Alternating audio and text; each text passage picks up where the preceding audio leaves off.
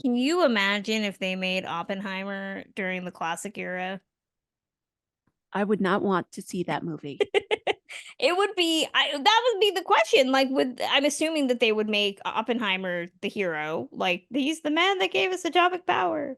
I mean, you and I have discussed multiple times that one of my favorite movies is Failsafe. They have like a negative opinion of the bomb in the 1950s and 60s, but like that's more of a Cold War situation than this probably really took into consideration. This is hot war. I'm gonna try to say something nice about Oppenheimer, or at least not negative about Oppenheimer. I would say, if anything, if we're talking about classic film connections and ways to kind of bridge the gaps, I think of something like Oppenheimer, this 3-hour opus, right? About Hmm.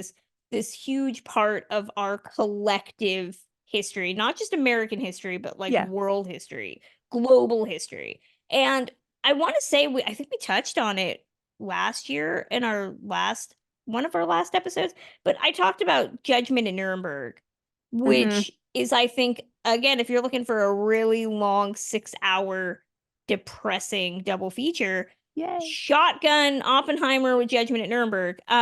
Judgment at Nuremberg's a better movie.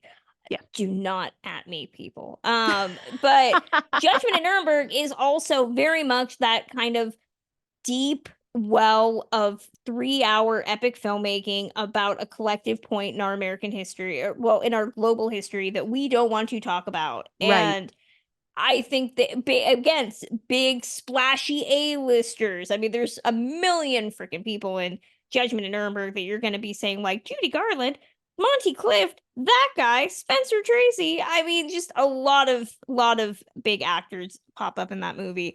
But also looking at a topic that requires some deep, deep nuance, and looking at the back and forth of things in a way that it's shocking to realize that Judgment at Nuremberg is coming out in the 60s, when I want to say a lot of the people on trial for the crimes at Nuremberg were still alive in Yep. many instances. Yep, they were. Um and so I think that even something like Oppenheimer, you can find that collective classic film history and realize that even in the 1960s, we were able to. I mean, I joke about, if Oppenheimer had been made in the 1950s, it would have been this really splashy A-list. Jimmy Stewart playing Oppenheimer, who knows? But I also think, had, someone like a Stanley Kramer maybe directed the film, or Norman Jewison, rest in peace. I can't believe Norman Jewison's gone. We're gonna have to be talking about Norman Jewison at some point, because